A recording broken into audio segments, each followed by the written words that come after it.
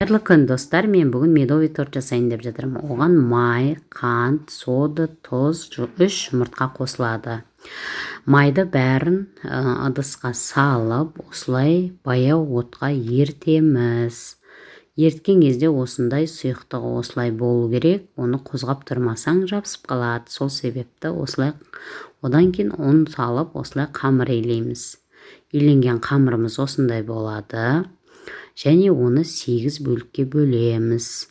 8 бөлікке бөліп, зуалап, холодильникке 1 сағаттай қоямыз. Одан кейін осындай қамыр жайып, отқа пісіреміз.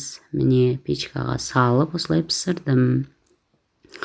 Қамыры осындай әдемі болып шықты. Одан соң кремін жасадым. Креміне кәдімгі өзіміздің қаймақ пен сахарный пудра дейді ғой. Сондай араластырып, сондай крем жасадым.